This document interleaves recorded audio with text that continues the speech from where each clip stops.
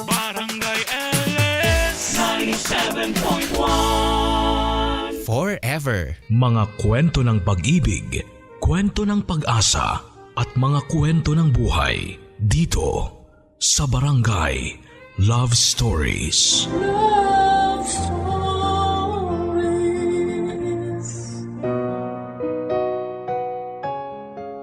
Minsan, meron tayong makikilala na aakalain nating kaya tayong panindigan. Tapos sa huli, malalaman lang pala natin na puro lang sila kaduwagan. Ikaw, kapuso, meron na bang nagsabi sa'yong kaya ka nilang ipaglaban tapos ay bigla ka lang iiwanan? Pag-ibig at kaligayahan, mga damdaming partikular na nating nararamdaman lalo na kung tayo ay may pinapahalagahan. Tao man o bagay. Iniibig natin sila sa paraang nabibigyan nila tayo ng kaligayahan. Subalit hindi maikakaila na sa mga damdaming ding ito nagiging desperado at mahina ang isang tao. Mga kabarangay, ang storyang tampok natin sa araw na ito ay mula sa letter sender nating si Letty. Katulad din natin siyang nagmahal, nagtiwala at ibinigay ng buong buo ang puso at sarili para sa taong inakala niyang makakasama niya sa panghabang buhay. Handa ka na bang makarelate sa kanya?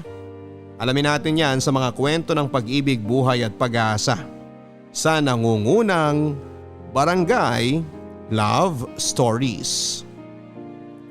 Dear Papa Dudut, sabi nila ang pagkakaroon daw ng anak ang isa sa mga pinakamasayang bahagi ng buhay ng tao.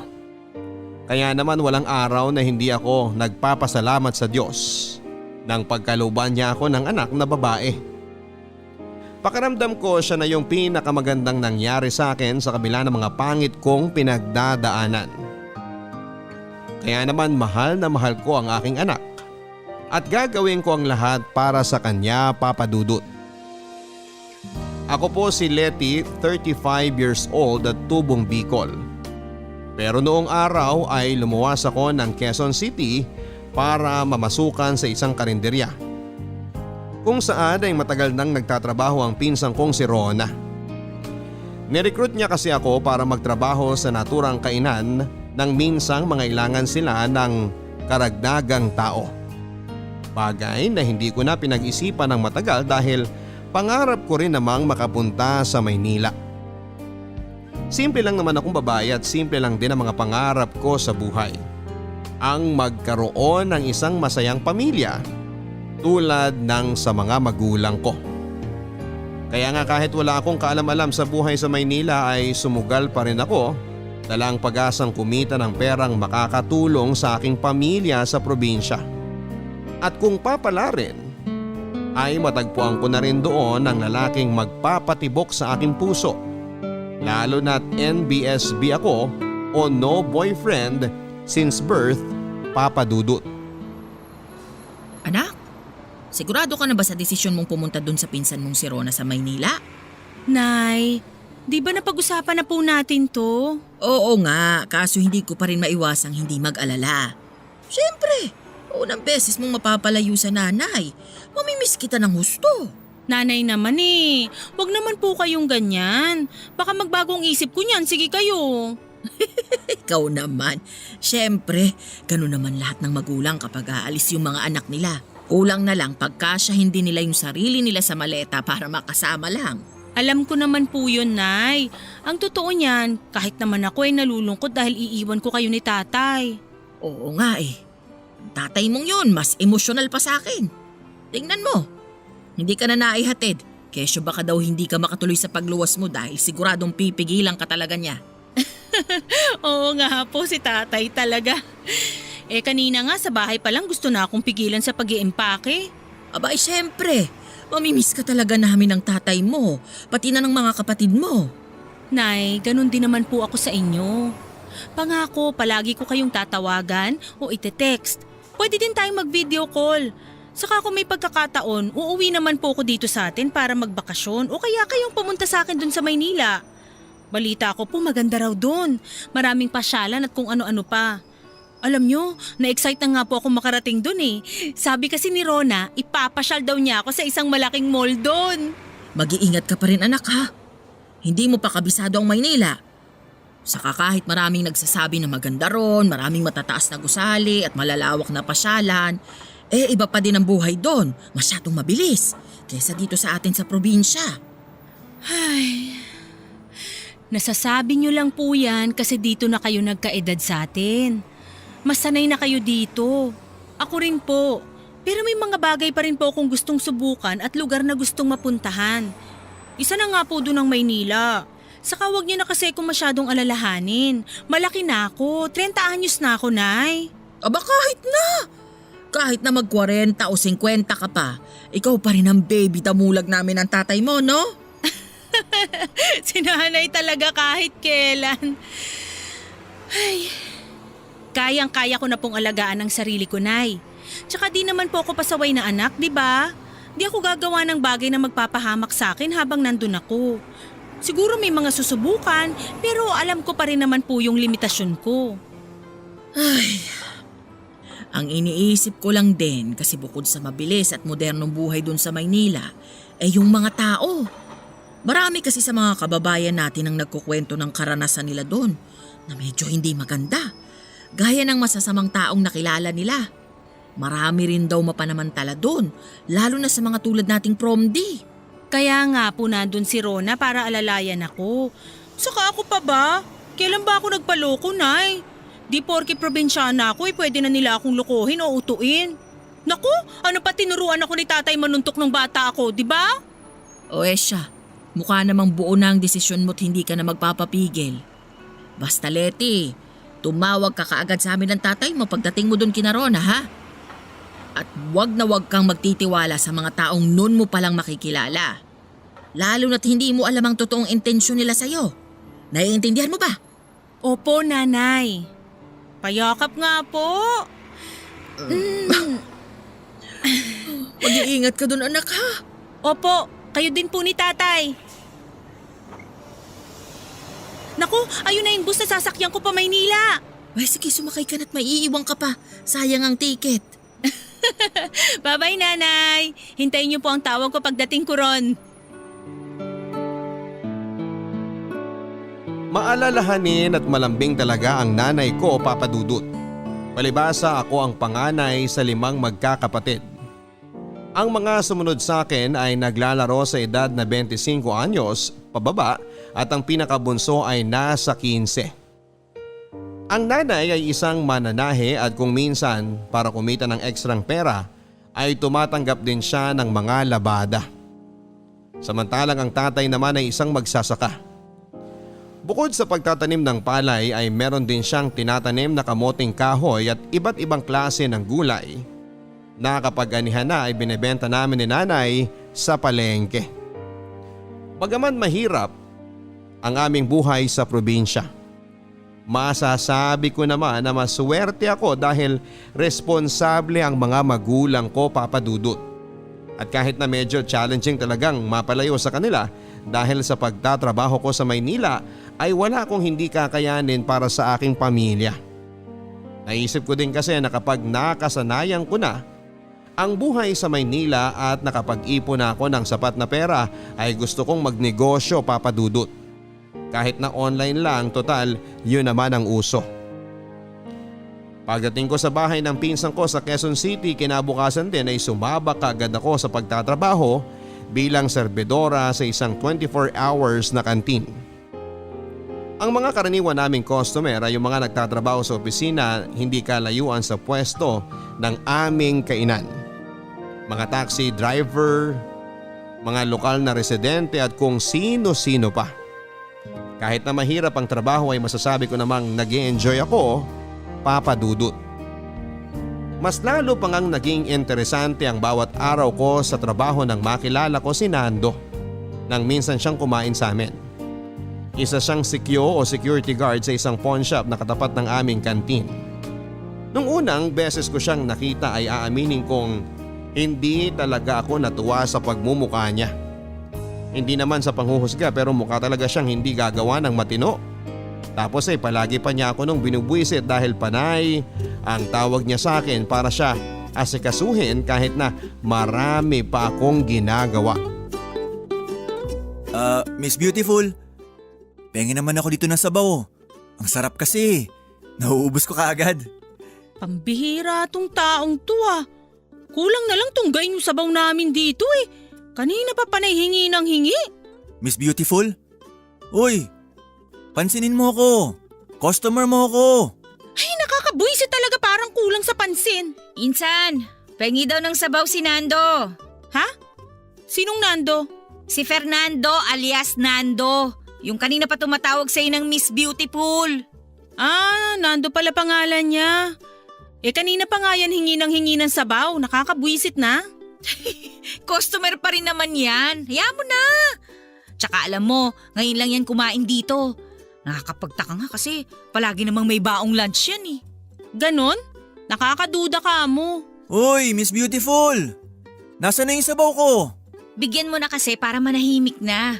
Mamaya magreklamo pa yan sa amo natin, di yari ka. Okay, fine. Sandali lang ho, sir.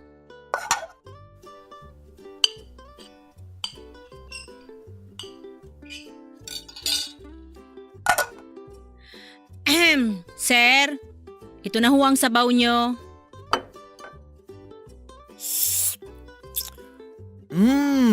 Wow! Ang sarap talaga nitong sabaw nyo. Halata naman eh. Pati nga mangkok mahihigop mo na. Ha? May sinasabi ka ba, Miss Beautiful? Ho? Ang sabi ko ho may pangalan ako at di yun Miss Beautiful. Ay, ganun ba? Hindi ko kasi mapigilang tawagin kang Miss Beautiful eh. Kasi kitang-kita naman sa mukha mo ang kagandahan mo. Ako nga pala si Nando. Diyan lang ako sa sanglaan nagtatrabaho. Bago ka lang ba dito? Kasi halos ngayon lang kita nakita eh. Anong pangalan mo? Pasensya ka na Nando. Kasi di ako komportabling magkwento sa tao ngayon ko palang nakilala. Pero oo, bagong salta lang ako dito. Bale, kahapon lang ako dumating at ngayon ang unang araw ko sa trabaho. Huwag ka mag-alala. Naiintindihan ko. Ang totoo niyan, gusto kong humingi ng pasensya kung medyo naging feeling close ako. Di ko lang kasi mapigilan dahil palakaibigan talaga ako at gusto ko sanang makipagkaibigan sa'yo. Kung ayos lang, syempre. Wala namang problema yun, pero sa ngayon kasi meron pa akong trabaho at baka mapagalitan ako ng amo ko dahil nakikipagkwentuhan ako. Walang problema yon, gets ko. Sige, balik na ako sa trabaho ko ah. Sabaw, gusto mo pa ba? Oo, pero sandali. Hindi ko ba talaga malalaman kahit pangalan mo? Letty. Letty ang pangalan ko. Nice to meet you, Letty. Aaminin ko, Papa Dudut, na noong una ay naiinis ako kay Nando. Sino ba naman kasing hindi? Kesyo maliit na bagay na kaya naman niyang gawin ay itatawag pa niya sa akin. Oo, sa akin. Tulad na lamang ng pagsasali ng tubig sa baso niya. Paulit-ulit na paghingi ng sabaw at kung ano-ano pa. Mabuti sana kung siya lang ang customer na inaasikaso ko tapos meron pang pagkakataon na makikipagkwentuhan pa siya sa akin sa gitna ng trabaho ko. Dumanas din ng dumalas ang pagkain ni Nando ng tanghalian sa aming kantin. Dahilan kung bakit naging tampulan ako ng tukso ng mga kasamahan ko sa trabaho. Gaya nga ng sinasabi noon ni Rona, nagbabaon ng pananghalian si Nando. Kung kumain man ito sa kantin ay bibihira lamang. At nagsimula lang daw itong kumain sa kantin namin dahil sa akin. Habang tumatagal ay nawawala na rin ang pagkailang ko kay Nando. Dahil kahit papaano ay nadidiskubre ko namang mabait at magalang siyang tao. Palagi siyang humihingi ng permiso kung meron siyang gustong itanong na sa palagay ko ay masyadong personal. Kuwela din siya at mahilig bumanat ng corning jokes at pick-up lines. Tinatawag pa rin niya akong Miss Beautiful kapag hindi ko siya pinapansin. Naisip ko nga na ginagawa niya lamang yon para makuha ang atensyon ko at effective naman. Papadudot, alam ko na hindi pa nagtatagal simula nang magkakilala kami ni Nando pero noong unang beses na hindi siya kumain ng lunch sa amin ay nalungkot talaga ako. Parang nawalan ako ng ganang magtrabaho. Akala ko nga normal lang yon dahil masyado lang akong nasanay. Na palagi niya akong kinukulit araw-araw pero nang masundan pa ng 2 araw na walang Nando na kumain sa aming kantin ay doon na ako nagtaka at nag-alala. Mabuti na lang noong sumunod pang araw ay nagpakita na siya sa akin at kumain sa amin. Sinabi din niyang nagkatrangkaso daw siya kaya siya absent. Kahit papaano, pakiramdam ko ay nabunutan ako ng tinik sa dibdib ng sandaling yon. Papadudot nagtuloy-tuloy pa ang pagpapakyut sa akin ni Nando at habang tumatagal, kahit pa nga pa-corny ng pa-corny ang mga banat niya ay natatawa na lamang ako sa kanya. At kahit nagmukha siyang tanga sa pagpapapogi sa akin ay wala daw siyang pakialam. Basta ang mahalaga ay mapatawa niya ako at mapangiti. Bagay na kinagigiliwang ko ng husto sa kanya. Palibhasa, ramdam ko ring sincero siyang tao sa kabila ng maloko niyang persona. At habang tumatagal nga, ay unti-unti ko ngang nakikilala si Nando. Panganay din siya sa 6 na magkakapatid at tubong aklan. Pagtitinda ng gulay sa palengke ang kinabubuhay ng kanyang mga magulang. At ang mga nakababata niyang kapatid ay pinag-aaral naman niya. Sa totoo lang ay humanga ako ng husto sa dedikasyon at determinasyon ni Nando. Bibihira kasi yung lalaking katulad niya, na nasa tamang edad na ay wala pa ring asawa dahil busy sa pagtulong sa pamilya.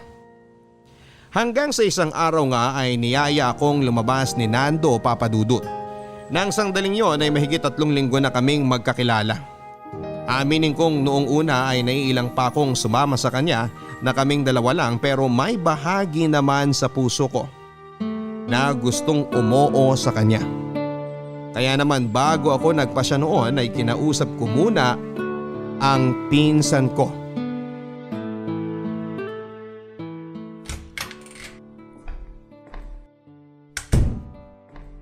Ba, mukhang may lakad ka. Nagsusukat lang ng damit, may lakad na kaagad. Eh, bakit ka ba nagsusukat ng damit na panlakad dyan, ha? Ano, ipang tutulog mo yan? Puro ka talaga biro. Ay, ang totoo kasi niyan, Insan, niyaya ako ni Nando na lumabas. Lumabas as in date? Oo, O eh, bakit parang nagdadalawang isip ka? di naman sa ganon. Siyempre halos 3 linggo pa lang kami magkakilala tapos bigla na lang niya akong yayayaing mag-date. Hindi ba parang galawang breezy yun? Ang bilis eh. Ngayon mo lang ba nahalata ang mga galawan ni Nando? Simula nung dumating ka dito at nakita ka niya dun sa kantin, eh hindi ka na niya nilubayan. Aba, eh lahat kaya kami dun alam na crush ka ni Nando. Paano, panay Miss Beautiful dito, Miss Beautiful doon? Ah, so pinagchichismisan niyo pala kami ah? Hindi naman masyado. Normal lang yun kasi nga ang haba ng hair mo. Hanggang dun sa kabilang barangay oh. Puro ka talaga kalokohan. Eh kaya nga hindi na talaga katakataka na yayain ka ni Nando na mag-date, no? Eh kaya lang insan hindi naman sa pakikialam. Pero may nasasagap din kasi ang radar ko na chismis tungkol sa Nando na yan eh. Chismis? Anong chismis? Na may pagkababaero yung si Q na yun. Ano ka mo? Na marami raw yung nakarelasyon noon na kung sino-sinong babae at minsan nga inuuwi pa niya dun sa tinutuluyan niya. Totoo ba yan? O baka naman gawa-gawa lang ng mga taong inggit sa kanya? Kasi ibang-iba sa sinasabi mong chismis ang pagkakakilala ko kay Nando. Sa katunayan, isa siyang mabuti at responsableng anak dahil hanggang ngayon wala pa rin siyang asawa at tumutulong pa rin siya sa pamilya niya sa probinsya. Parang ako, halos magkatulad lang kami ni Nando kaya naman malabo yung binibintang mo sa kanya. Eh kung sa bagay, chismis lang naman yon, walang basihan. Tsaka hindi ko rin naman masyadong kilala si Nando eh. Oo, ganyan nga. Di ka dapat naniniwala sa chismis lalo na kung magiging dahilan yun para makapanira ng ibang tao. Opo, nanay. Oy, pero ibig ba sabihin yan may kipag-date ka na kay Nando? Sa totoo lang, gusto ko siyang pagbigyan. Saka sabi niya di naman daw niya ako minamadali. Para lang din daw mas makilala pa namin ang isa't isa, kaya niyaya niya akong lumabas. Palagay mo? Anong palagay ko? Mukhang nakapag-desisyon ka na dyan eh. Hindi mo naman kailangan ng permiso ko, no? Nung high school? Insa naman, syempre kailangan ko pa rin ang opinion mo. Tungkol saan, Aber?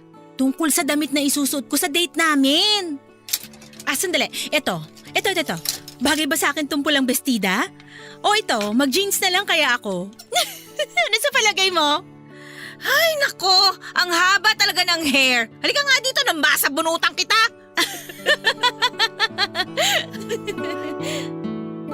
Papadudot na tuloy na nga ang date namin ni Nando ng araw na yon. Ipinasyal niya ako sa mga magagandang lugar na noong ko pa lamang napuntahan sa tanang buhay ko. Kumain din kami sa isang restaurant at umorder si Nando ng paborito niyang pagkain na talaga namang ibinida pa niya sa akin. Tapos ay nagpunta rin kami sa isang lokal na parke kung saan ay pinapanood namin ang paglubog ng araw noon. Hindi yun ang una't huling beses na niyaya akong lumabas ni Nando. Sa katunayan ay nasundan pa yon ang nasundan. At habang tumatagal ay mas nakikilala ko na nga si Nando, Papadudot.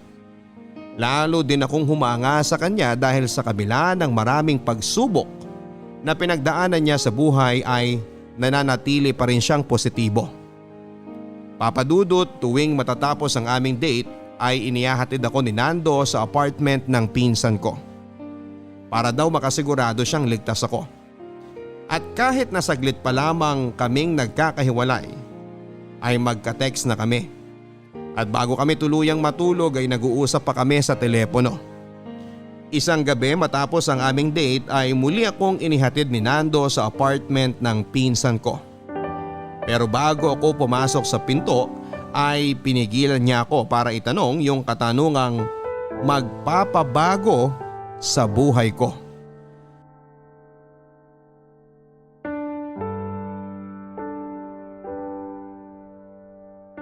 So paano ba yan? Dito na ako.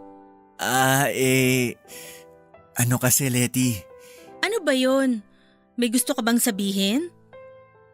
OMG! Huwag mo sabihin na may naiwan kang gamit dun sa taxi na sinasakyan natin, ha? Naku, baka mahirapan na tayong kontakin yung driver. Kalma. Wala naman ako naiwanan sa taxi, no? Huwag ka nga masyadong mag-alala dyan. Joke lang syempre, pinapatawa lang kita. Mukha ka kasing kabado. Ano ba kasi yun, ha? Pati ako pinapakaba mo. Sorry naman. Kasi naisip ko lang na… Na ano? Na ilang beses na rin tayong lumalabas para mag-date. Nakilala na rin natin ang isa't isa at nadiskubre nating marami tayong pagkakapareho. Bukod doon, umamin na rin ako sa'yo ng feelings ko. Kaya itatanong ko lang sana kung pwedeng… kung pwede ba kitang ligawan? Alam ko masyadong biglaan pero di na kasi ako mapakali, Letty eh. Sa tuwing kasama kita, hindi ko mapigilan yung nararamdaman ko para sa'yo. Ang totoo niyan, naramdaman ko na to nung unang beses pa lang na nakita kita. Kaya nga kahit na mukha akong walang tsansa sumugal pa rin ako. Kaya ba niyaya mo akong makipag-date sa'yo? Oo, para mas makilala pa natin ang isa't isa. Ano sa palagay mo, Letty? Kung sakaling ligawan kita, meron ba akong pag-asa? Ay… Ibig sabihin ba wala? Ibig sabihin, di mo na ako kailangan pang ligawan, Nando. Malalaki na tayo para patagalin pa yung proseso. Kung ganun, tayo na? As in, magjowa na tayo? Oo! Yes! Yes! Yahoo! Uy, psst! Shh! Ano ba? Huwag kang maingay dito. Marami nang natutulog, baka mabarangay ka pa. Sorry na. Masaya lang ako kasi biruin mo yun. Tayo na. Girlfriend na kita. Ako na siguro yung pinakamasayang lalaki sa balat ng lupa. Yahoo! Tigilan mo na yan, pwede? Nakakahiya na kasi. Mamaya may sumita pa sa atin dito. Sasabihin ko di kita kilala. Ididinay mo ako agad-agad? Grabe ka naman sa akin. So, pwede bang pakis na ako? Kiss agad? Ang bilis mo naman yata. Ikaw na rin ang may sabi. Malalaki na tayo. Nasa tamang edad na. Patatagalin pa ba natin ang proseso kung dun din naman tayo babagsak? Hoy, may makarinig sa'yo. Mamaya pag-isipan ka pa ng di maganda. Basta. Wala akong pakialam sa iisipin nila. O ano? Pagbibigyan mo ba akong mahalikan ka? Paano kung ayoko? Alam ko naman na gusto mo eh.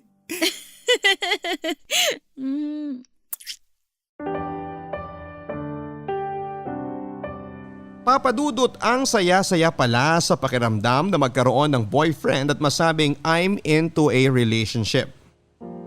Sa tagal ko kasing no boyfriend since birth o NBSB ay may punto sa buhay ko na nawala na ako ng pag-asang magkaroon ako ng jowa. May itsura naman ako, mabait, kwela at kahit paano ay may utak din naman. Kaso walang nagkaka-interes sa akin doon sa amin sa Bicol. Walang nanliligaw sa akin o lalaking pumapansin sa akin. Kaya naman naisipan ko na baka hindi tagaroon ng lalaking nakatadhana para makasama ko sa panghabang buhay. At tama nga ako, Papadudut, dahil sa Maynila ko nakilala si Nando na naging first boyfriend ko. At sana ay huli na rin. Nang gabing yon ay narinig pala ng pinsang kong si Rona ang pag-aamina namin ng feelings ni Nando. At hindi ko na rin naman tinanggi ang mga yon sa kanya. Buong pagmamalaki kong ibinida sa pinsang ko na sa wakas ay meron na akong nobyo. Na ganun pala yung pakiramdam na may ka-forever ka na. Akala ko ay matutuwa si Rona tulad ng reaksyong inaasahan ko mula sa kanya, pero sa halip ay sinimangutan lamang niya ako, Papadudut, bagay na ipinagtaka ko. Sinabi sa akin ni Rona ang dahilan kung bakit hindi siya lubos na masaya para sa amin ni Nando. Yon ay dahil nag-aalala daw siya para sa akin dahil nga sa mga kwentong naririnig niya patungkol sa pagiging chick boy ng boyfriend ko. Akala ko tapos na kami sa ganong usapan, pero binanggit din ni Rona na pakiramdaman ko pa rin daw kung sakaling ang may katotohanan ang mga usap-usapan tungkol kay Nando. Na babaero raw ito. Bagay na kinainisan ko noong una at isinantabi ko na lamang. Pero aaminin ko, Papadudot, na merong pagkakataon na gusto kong itanong o kumpirmahin kay Nando kung bakit nababansagan siyang babaero. Ngunit hindi ko na yon naitanong pa sa kanya dahil tadhana na mismo ang gumawa ng paraan para makumpirma ko ang aking kinakatakutan. Yon ay nang matuklasan kong meron na palang asawa si Nando. Tulad nga ng sinasabi ko sa inyo, Papadudut, maraming beses kong binalak na itanong kay Nando kung bakit siya binansagang babaero ng mga taong nasa paligid niya. Gayong ibang-iba ang pagkakakilala ko sa kanya. Sa katunayan, ang alam ko, ako ang unang girlfriend niya. Bigla tuloy akong nakaramdam ng agam-agam sa puso ko tungkol sa pagpayag kong maging kami kaagad ni Nando. Tipikal na araw at tahimik ako nagtatrabaho sa kantin nang pinapasukan ko ng mangyari. Ang kahit sa hinagap ay hindi ko lubos na akalaing mangyayari, Papadudut. Paano ba naman? Sa gitna ng pagiging abala ko sa pag-intindi sa kaliwat ka ng mga gawain, ay bigla na lamang may babaeng matangkad at maputi na dumating saka hinanap ako. Buti na lamang at patay na oras na yon, Papadudut, at walang masyadong customer. At nang magtama ang aming paningin, ay walang pagdadalawang isip niya akong sinugod at pinagsisigawan.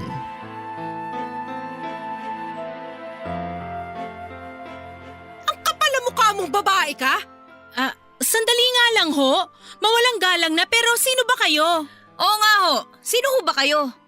Bakit bigla nyo na lang pinagsisisigawan tong pinsan ko? Aba, hindi pa ba nakakarating sa inyo ang balita kung sino ako? Ha? Ano bang sinasabi niya? Kilala mo ba siya, Insan? Ay, hindi ko siya kilala. Sino ho ba kayo? Ano bang atraso ko sa inyo para bigla-biglahan nyo na lang akong sugurin dito?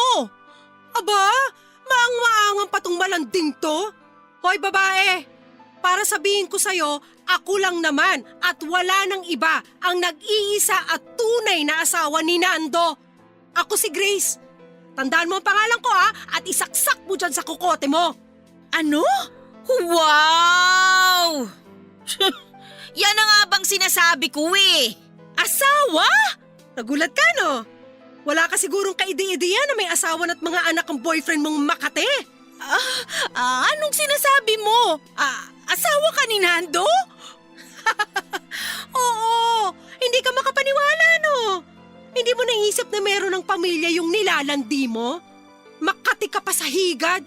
Pinaglihi ka ba ng nanay mo sa gabi? Ang kati mo eh. Ano namang katibayan mo na asawa mo nga si Nando? Ang sabi niya single siya. Sa katunayan ako nga raw ang unang girlfriend niya, kaya paano kanya magiging asawa? Yan ba ang sinasabi niya sa'yo? Ha? Gaano na ba kayo katagal magkakilala, Aber? Sigurado ka ba talagang kilala mo na ang lalaki sinasamahan mo? Ha? Ganyan ka na ba talaga kadesperada? Para hindi man lang alamin ang totoong pagkatao ni Nando? Ano? Sabik na sabik magka-jowa at pumapatol ka na lang kung kani-kanino? Sumosobra na kayo sa pinagsasasabi niyo sa pinsan ko Hindi naman ho yata tamang mang-insulto kayo ng ganyan. At bakit? Ang pinsan mo ang malandi, haliparot at makate. Pupusta ako. Hindi pa nagtatagal simula nung magkakilala sila ng asawa ko at pinatulan na niya kaagad ang pambobola ng walang niya na yon. Ano ba ang kasinungalingan ng sinabi sa'yo ng asawa ko? Ha? Bukod sa itanggi kami ng mga anak niya. Ha, Lady? Ano pa? Sabihin mo! Ano pa? Sinabi niyang sinusuportahan niya ang pamilya niya sa probinsya. Tumutulong pa siya sa mga magulang niya. Kaya paano magiging totoo yung sinasabi mong asawa ka niya? Alam mo, sa lahat ng mga nakarating na chismis sa akin na may nilalandi at pinapatulang babae ang hayop kong asawa, ikaw ang natatangi sa lahat. Ikaw ang pinakatanga, pinakabobo, pinakauto-uto. Para sabihin ko sa'yo, patay na ang mga magulang ni Nando. Bata pa lang ulila na siya. Pero may pinakita siya sa aking litrato kasama ang mga magulang niya. Pati yung pamilya niya sa probinsya, kaya paano ko iisiping nagsisinungaling pala siya? Naniloloko pala niya ako. Saan bundok ka ba nang galing? At nakumbinsi ka na kaagad dahil ang pinakitaan ka na niya ng mga picture. Ni hindi man lang ba sumagi dyan sa utak mo? Na baka peke? O gawa-gawa lang niya yun para lang patutuhanan ng mga kasinungalingan niya? Sa bagay, sa itsura mo pa lang, mukhang madali ka ng paikutin. Hindi na katakataka kung bakit napasagot ka kagad ng mister ko, no? Pwede ba umalis na nga kayo? Kung hindi, tatawag talaga kami ng pulis. Ang kapal naman ang pagmumukha mo manggulo dito at pagsalita ng hindi maganda ang pinsan ko. Kala mo kung sino ka? Tumahimik ka, ha? Kung ayaw mo madamay ka rito. Aba, hindi kita atras ang babae ka, no? Tara dito, halika! Nang masampulan ko yung mukha mo! Rona, wag mo nang patulan. Tama na. Ano ba? Wag mo ako awatin! Insan, ano ba? Tuturuan ko lang ng leksyon yung impact yan kasi kala mo kung sinong maganda kung makapanglait. Ang laki naman ng mata! Hindi naman matahos yung ilong, oh! Tingnan mo nga! Sungki-sungki pa yung ngipin! Ang kapal ng mukha mo! Pwede ba? Itiko mo na ang bibig mo! Bumabaho ang hangin eh! Alam ko ang kinain mo kanina. Gago ka talagang babae ka! Rona, wag na. Magkakagulo lang tayo lalo eh. Uy, bakit? Hindi ba tayo nagkakagulo ngayon dito? Lubos-lubusin na natin, ha? Hoy, babae, halika rito! Babaeng mukhang alulod!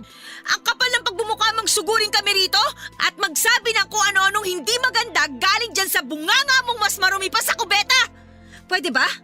Habang may natitira pa akong pagtitimpi sa katawan, lumayas ka na at bumalik ka na kung saan ka mang impyerno ng galing dahil baka biglang magdilim ang paningin ko, babalik ko yung sungay mo! Papadudot mabuti na lang dahil naawat ko si Rona sa kamuntik na niyang pagpatol kay Grace ng sandaling yon. At mabuti na lang din dahil naisip ni Grace na umalis na lamang. Pero bago siya tuluyang umalis ay binantaan niya akong layuan na si Nando dahil pamilyado na nga ito. At kung ipipilit ko pa raw na magsumiksik sa buhay nilang mag-asawa ay kakasuhan niya ako. Magkahalong takot, gulat, galit at lungkot ang nangibabaw sa akin ng mga araw na yon. Takot dahil sa biglang pagdating ni Grace para saktan at iskandaluhin ako sa aking pinagtatrabahuhan. Gulat naman dahil sa nalaman kong posibleng panloloko sa akin ni Nando. Galit dahil kapag napatunayan ko ngang totoo ang mga sinasabi ni Grace tungkol sa relasyon nilang dalawa, ay baka hindi ako makapagpigil at masuntok ko talaga sa mukha ang Nando na yon. Pero sa kabila ng lahat ng nararamdaman ko, mas nangibabaw para sa akin ang labis na kalungkutan. Oo, hindi pa nga nagtatagal simula nang magkakilala kami ni Nando.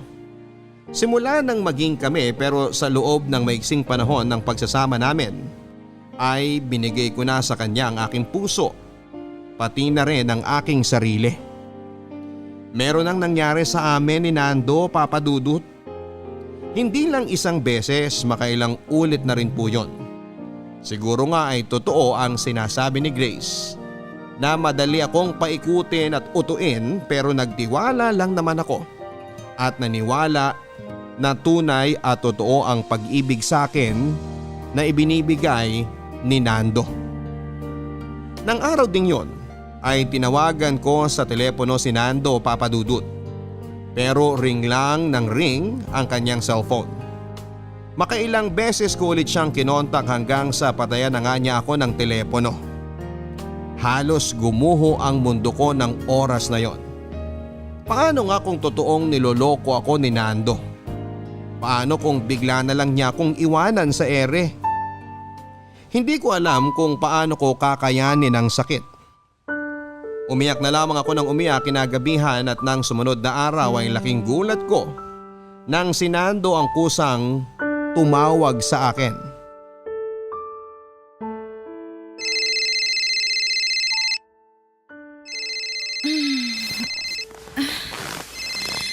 Ano ba naman yan? Ang aga-aga Si Nando! Hello, Nando! Hello, Letty? Sorry kung ngayon lang ako nakatawag sa'yo ha. Aba, mabuti naman at naisip mong tawagan akong gago ka. Ano, bakit nga ba di kita makontak kagabi? Dahil ba pinagbawalan ka ng asawa mong si Grace na makipag-usap sa akin?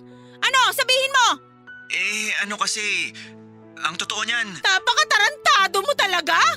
Huwag mo na subukan magsinungaling dahil ngayon pa lang, binabalaan na kita. Nando naman! Sabihin mong di totoo ang mga paratang ng Grace na yon na mag-asawa daw kayo! Please naman Sabihin mo nagsisinungaling siya! Sabihin mong di mo ako nilaloko! Ay, mahal. Huwag mo akong matawag-tawag na mahal, hayop ka! Umamin ka na! Diretsuhin mo na ako! Inuuto mo lang ba ako? Pinapaikot ako sa palad mo? Ano? Leche! Oo lang at hindi, bakit ang dami mo pang paligoy-ligoy? Oo, asawa ko nga si Grace at meron na kami mga anak. Mga? So ibig sabihin, higit sa isang anak nyo ni Grace? Ilan? Letty. Ilan sabi Tatlo! Meron na kami 3 anak ni Grace. 5 taon na rin kaming kasal at… At nakuha mo pang lumanding, hayop ka! Letty, makinig ka muna sa akin. Ano pa bang dapat kong pakinggan sa yung demonyo ka? Ano pa bang kasinungalingan na gusto mong sabihin sa akin? Porket prom di ako, ha? Porket galing ako sa probinsya, kaya ako na yung pinagdiskitahan mong utu-utuin at paniwalain na wala kang pananagutan sa ibang babae at isa kang responsableng anak at kapatid. Napakasama mong tao, Nando! Manloloko ka! Manloloko ka! Pasensya ka na. Hindi ko naman talaga sinasadya eh. Hindi ko napigilan ang sarili ko. Nung makita kita, talagang nagka-interest na ako sa'yo. At nakalimutan ko ang misis ko. Wow ha? Wow talaga! Ang kapal-kapal ng pagmumukha mo! Iniisip ko pa lang na may nangyari sa atin na nasusuka na ako! At paano ka ba natatagalan ng asawa mo? Bilib din ako sa sikmura ni Grace dahil kahit mukhang paulit-ulit mo na siyang iniiputan sa ulo, tinatanggap ka pa rin niya. Walang ya ka rin talaga, no? Bakit di ka makipagkita sa akin ngayong animal ka? Para matikman mo tong kamao ko! Di ako pinalaki ng mga magulang ko para gaguhin mo lang ng ganito, Nando! Siguradong kung nandito lang si nanay at tatay, baka mata Napakasama mong tao! Napakaduwag mo!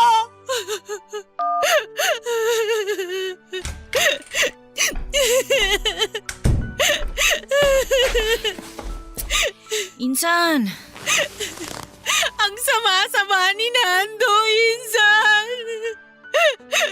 Ang sama-sama niya! kung ganun, totoo nga ang sinasabi ng Grace na yun tungkol kay Nando? Na asawa raw niya yung animal na yun? Oo, at bukod doon, meron na rin silang 3 anak sa 5 taon nila bilang mag-asawa. Lahat ng yun inamin ni Nando kanina.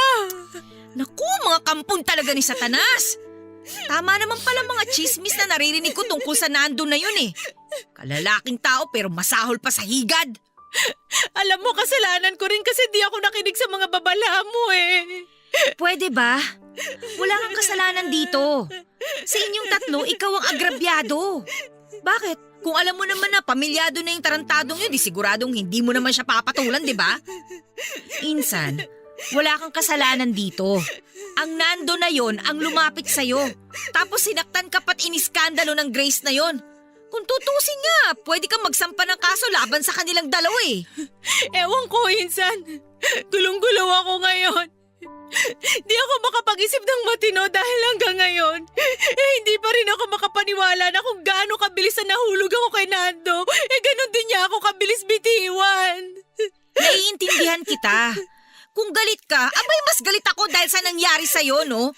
Kasalanan talaga to ni Nando eh. Kasalanan din to nung asawa niya. Hayaan mo na nga silang magsama, total pareho naman silang baliw.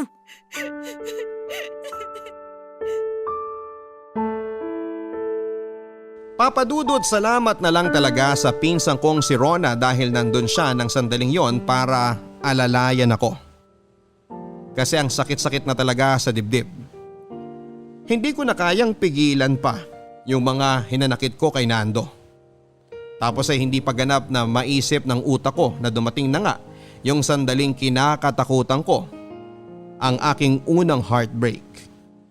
Nang sumunod na araw ay nalaman ko na lamang na nag-resign na pala si Nando sa pawn shop na kanyang pinagtatrabahuhan. Walang makapagsabi kung saan talaga siya nagpunta. Pero marami rin ang naniniwala na umuwi na ulit siya sa kanyang asawa. Ano man ang katotohanan sa mga haka-hakang yon, wala na po akong pakialam. Pagkatapos ng lahat ng nangyari sa amin, sa skandalong kinasangkutan ko, sa panluloko sa akin ni Nando, parang nawala na po ako ng pakiramdam noon, Papadudot. Naisip ko na ganon talaga ang buhay. Pwede tayong ma-scam dahil sa labis na tiwala na ibinibigay natin sa mga sinungaling at manlulokong tao. Naisip kong magpatuloy na lamang sa buhay. Sinarili ko yung sakit na nararamdaman ko. Sa pag-asang kusa na lamang itong mawawala. Subalit nagkamali ako. Isang araw habang nagtatrabaho ako sa kantin, ay nakaramdam ako ng pagkahilo. Nag-worry pa nga sa akin si Rona dahil akala niya ay may sakit ako. Sabi niya ay mukha daw akong maputla. Papadudot ng sandaling yon ay aaminin kong muling nanumbalik ang pakiramdam na matagal ko nang pinatay sa kalooban ko. Ang pakiramdam ng magkahalong takot at saya dahil posibleng nagbunga ang pagsasama namin ng saglit ni Nando. Buntis ako, Papadudot. At nang malaman kong pinagdadalang tao ko ang aming anak ni Nando, ay magkahalong kaba at saya ang naramdaman ko. Kaba dahil hindi ko alam kung paano ipapaalam sa aking pamilya sa probinsya na nagbunga ang sandali naming pagsasama ni Nando. At saya naman dahil merong buhay na nabubuo sa aking sinapupunan. At dahil wala pa akong ideya kung paano sasabihin kina nanay at tatay na magkakaroon na sila ng apo, kaya naisip kong isekreto na muna ito sa kanila. Pinakiusapan ko rin si Rona na huwag magbabanggit ng kahit na ano sa aking mga magulang para hindi na sila masyadong mag-alala. Bagay na kinontra ng pinsang ko noong una pero napakiusapan ko rin naman sa bandang huli. Nagpatuloy lang ako sa pagpasok sa trabaho, Papadudot. Kailangan ko kasing madagdagan ang aking ipon para sa aking panganganak. Kahit na minsan naaalala ko pa rin si Nando, hindi na lamang ako nagpapaapekto dahil alam ko kung nasaan man siya ngayon ay doon na lang siya manatili. Wag na siyang magpapakita sa akin lalo na sa anak namin dahil isa siyang malaking duwag. Pero iba pa rin maglaro ang tadhana. Nang halos 2 buwan na ang aking pinagbubuntis ay muling nag-cruise ang landas namin ni Nando nang magkita kami sa isang mall. Insan, sandali lang ha. Oh, anong problema? Para kasing puputok na tong pantog ko eh. Mag-CR lang ako. Balikan kita dito ha. O sige. Aba, ang cute-cute naman ng damit na to. Sobrang liit. Bagay na bagay to sa magiging baby ko. Letty? Ay, demonyo! Letty, si Nando to. Nando? Demonyo nga. Please, huwag kang gumawa ng eksena dito, Letty. Kasama ko din kasi ang pamilya ko. Si Grace at ang mga anak namin. At anong gusto mong gawin ko? Gusto mo bang magtatalon ako sa tuwa dahil isa na kayo ngayong one big happy family? Ang totoo niyan, iniwan ko muna sila sa kinakainan namin sa baba. Nakita ko kasi kayo ni Rona na dumaan kaya hinanap ko kayo. Kasi gusto ko talagang humingi ng sorry sa'yo. Alam kong nasaktan kita ng husto. Hindi ko sinasadya na… Na ano? Napaikutin ako? Nalokohin? Napaniwalain sa mga kasinungalingan mo? Nando, nagtiwala ako sa'yo. Minahal kitang gago ka, tapos sasaktan mo lang ako ng ganito? Ano bang kasalanan ko sa yung animal ka, ha? Nananahimik ako nun pero nilapitan mo ko. Tapos ngayon bigla ka na lang mawawala? Bigla mo na lang akong iiwan? Kundi ka ba naman isa't kalahating duwag? Kaya nga humihingi ako ng sorry sa lahat ng mga nagawa ko eh. Pinagsisisihan ko na rin naman ang lahat na nangyari. Kung pwede ko lang din ibalik ang nakaraan, hindi na kita guguluhin. Hindi na kita liligawan. Ang kapal din naman ng pagmumukha mong palabasin na sa ating dalawa, ikaw ang biktima. Matino pa ba yung pag-iisip mo?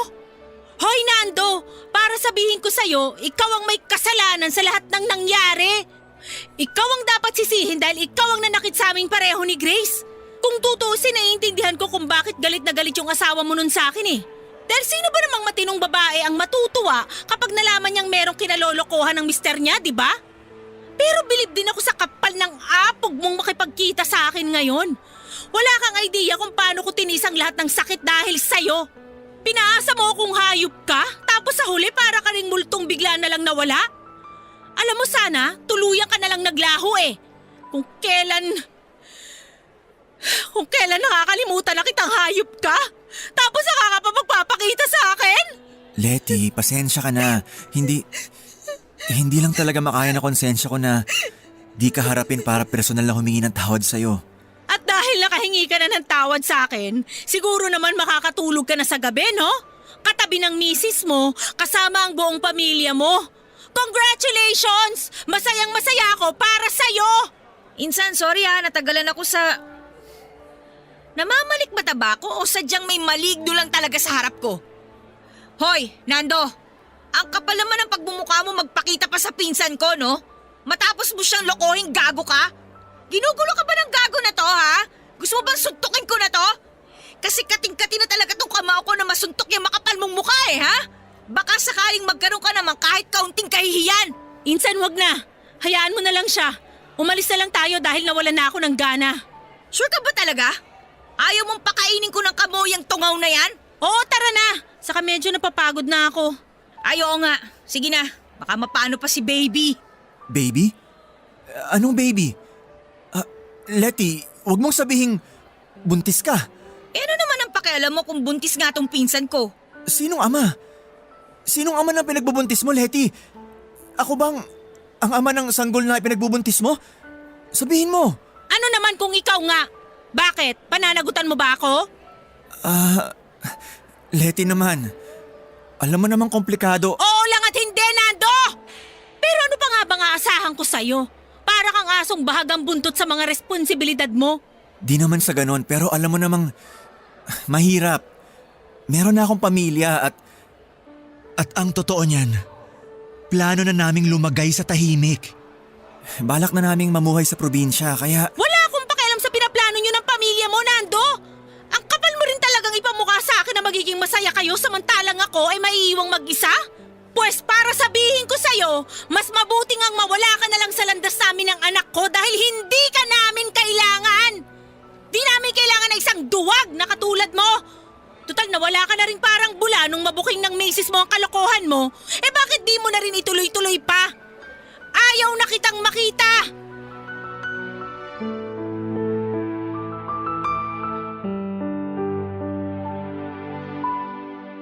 Papadudot kahit na galit ako kay Nando, meron pa ring bahagi sa aking puso na gustong makiusap sa kanya na huwag na niya akong iiwang muli. Nasa pagkakataong yon ay piliin naman niya ako at ng aming magiging anak. Pero sa kabila ng lahat ay muli kong piniling sarilinin na lamang ang sakit at ang lahat ng hinanakit. Para saan pa kung magmamakaawa ako sa kanya? Samantalang halatang halata naman na hindi ako o kami ng magiging anak niya ang pipiliin niya sa dulo. Kahit paano ay mas pinili ko pa rin bigyan ng dignidad ang aking sarili, Papadudot. Dahil minsan hindi lahat ng ipinaglalaban ay karapat dapat na ipaglaban. Nang araw ding yon matapos ang pagkikita namin ni Nando ay nanumbalik muli ang sakit at kirot sa puso ko. Yung sugat na akala ko ay unti-unti nang humihilom dahil sa kanya ay muli na namang nabuksan. At sa pagkakataong yon ay mas doble ang sakit. Umiyak lang ako ng umiyak pag uwi namin ni Rona sa apartment. Mabuti na lang dahil nandoon ang pinsan ko para damayan ako. Nakatulugan ko na nga lang noon ang labis na kalungkutan. Kinabukasan ay laking gulat ko nang dumating sa apartment namin si nanay. Hindi binanggit sa akin ni Rona na lumuwas pala ang nanay ko para dalawin ako. Palibhasa inamin din ng pinsan ko na hindi na raw niya napigilan ang sariling wag banggitin kay nanay ang pinagdadaanan ko. At bago ko pa nga siya tuluyang masabunutan dahil sa kadaldalan ay dinepensahan na niya kaagad ang kanyang sarili. Ginawa lang daw niya yon dahil hindi niya kayang nakikita akong sinasarili ang sakit at kalungkutan. Papadudot para akong batang nagsumbong at umiyak ng umiyak habang yakap-yakap ang nanay ko.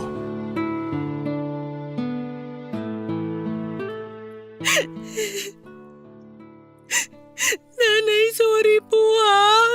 Kasi po di ako nakinig sa inyo. Galit po ba kayo sa akin? Anak, ano ka ba? Hindi galit ang nanay sa'yo. Nang malaman ko nga ang sitwasyon mo mula sa pinsan mo, nagmadali talaga akong lumuwas dito. Gusto pa nga sumama ng tatay mo, pero kulang ang pamasahe kaya ang sabi ko ako na lang. Si tatay po ba galit sa akin? Aba syempre hindi rin. Bakit naman kami magagalit sa'yo ha? Magtatampo, oo. Kasi kay Rona pa talaga namin nalaman ang nangyari sa'yo dito. Pero hindi kami magagalit sa'yo. Anak, bakit mo ba naman kasi piniling ilihim sa amin ng tatay mo ang sitwasyon mo dito? Ha? Pati ang pagbubuntis mo. Wala man lang kaming kaalam-alam dun sa probinsya na magkakaapo na pala kami. Panay pa naman ang bida ni Maring Edna na kesyo magiging lola na raw siya. Nakaka-imbyerna. Nanay naman eh. Pasensya na po kayo kung hindi ko sinabi sa inyo ang totoo. Kasi po natatakot ako sa magiging reaksyon nyo ni tatay dahil baka madismaya kayo sa akin dahil sa nangyari. Ano? Saan naman ang galing yan ha? Anak, malaki ka na. Nasa edad ka na para sa pagbubuntis. Kaya bakit naman kami madidismaya? Ang ikinalulungkot lang namin, yung ginawa sa'yo ng ama ng magiging anak mo. Tungkol po sa bagay na yan, Nay. Di po ako pinanagutan ni Nando dahil mas pinili niya ang pamilya niya. Patawarin nawa ng langit ang lalaking yon, pero napakawalang hiya niya. Kung ako lang din naman ang masusunod, ayoko nang magkatuluyan kayo, no? Ayoko nang magkaroon kami ng tatay mo ng manugang na walang itlog at bahagang buntot. Alam mo, nak, kahit na masakit ang nangyari sa'yo, magpasalamat ka pa rin sa Diyos dahil habang maaga pa lang nalaman mo na ang tunay na kulay ng Nandong yon. Dahil kapag tumagal pa yan, siguradong mas mahihirapan ka nang kumawala sa kanya. Oo nga, Nay eh. Kahit paano nagpapasalamat pa rin ako dahil hindi ako hinayaan ng Diyos na makasama ang isang tulad ni Nando. Pero di ko pa rin alam kung anong klaseng aral yung gustong ituro sa akin ng mga nangyari. Kasi sa ngayon po, Nay, sobrang nasasaktan pa rin ako. Di naman lahat ng mga aral sa buhay dapat nating natututunan sa masakit na paraan.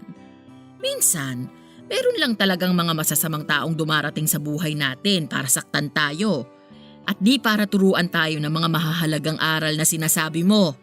Kaya ngayon, huwag mo na munang alalahanin kung ano yung pwede mong matutunan sa nangyari. At huwag mo na ring sisihin masyado ang sarili mo tulad ng sumbong sa akin ng pinsan mo. Nak, tandaan mo, meron ang buhay na nabubuo dyan sa sinapupunan mo. Meron ka nang dapat na mas pagtuunan ng pansin, lakas at pagmamahal. Alam kong first boyfriend mo yung Nando na yon. Pero di pa naman malalim yung pinagsamahan ninyo para itali mo ang sarili mo sa kanya, hindi ba? Hindi magtatagal, darating din yung sandaling hindi mo na siya maiisip. At pag lumipas pa ang maraming araw, buwan o taon, baka nga pagtawanan mo na lang na na-inlove ka sa tarantadong yon. Si Nanay talaga. Bakit? Totoo naman ah. Tarantado naman talaga yun. Nako, kung sakaling naabutan namin ng tatay mong lalaking yun dito, siguradong kahit matanon, malalatayan. Tatamaan talaga sa amin ang lintik na yon. Yan nga din pong sinasabi ko kay Letty eh. Ay, yung anak niyo naman po kasi tita, masyadong mabait. Ni hindi man lang ako binigyan ng tsansang makasapak man lang doon sa mag-asawang yun. Bakit ba kasi ang bayolente mo, Insan? Aba, paano hindi ako magiging bayolente, no? Kung alam mo lang nagigil talaga ako mailapat tong kamao ko sa pagbumuka ng dalawang yun. Sa susunod na mag-cross yung landas namin, hindi na talaga ako magpapaawat sa'yo. Sasampulan ko na lang silang mag-asawa sa panga. Tatadyakan ko naman yung mga anak nila pag nakialam. At kapag nakulong ka dahil dyan, di talaga kita pupuntahan para piyansahan. Tita sama talaga ng ugali ng anak nyo.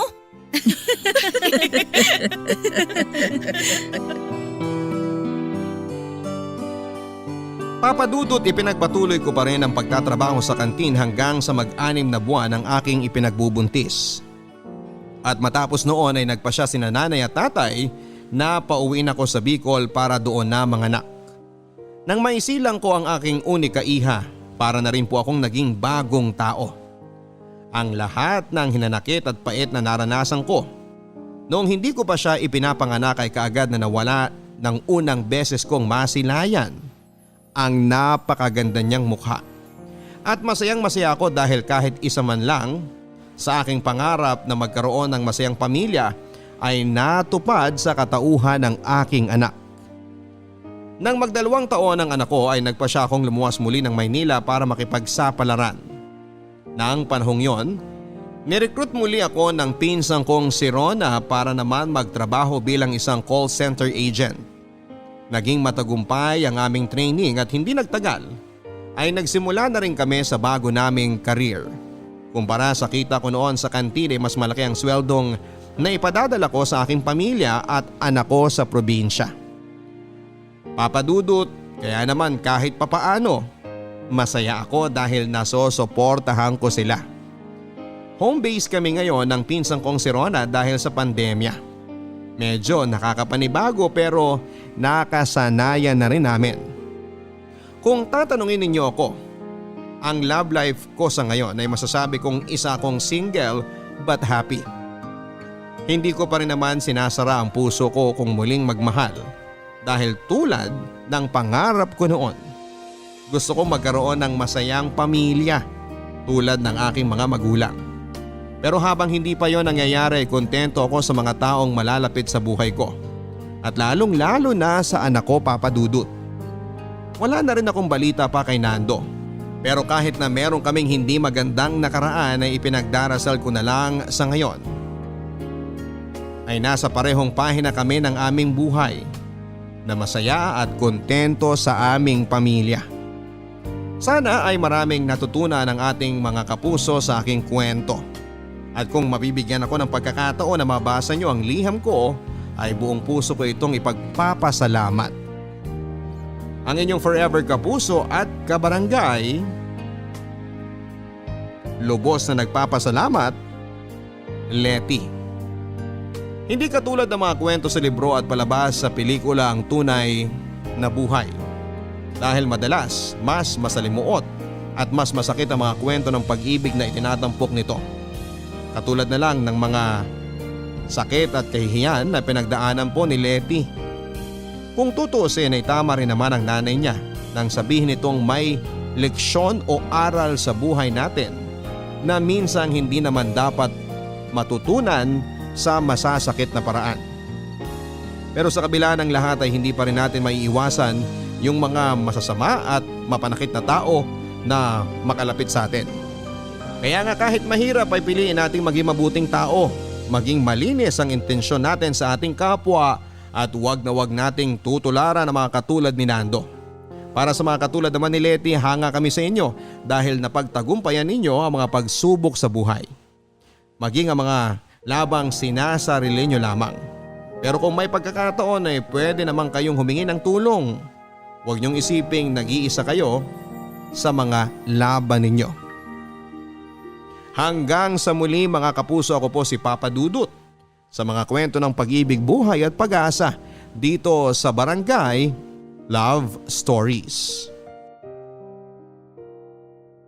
Mga kwento ng pag-ibig, kwento ng pag-asa at mga kwento ng buhay dito sa Barangay Love Stories. Love Stories. Forever. Forever.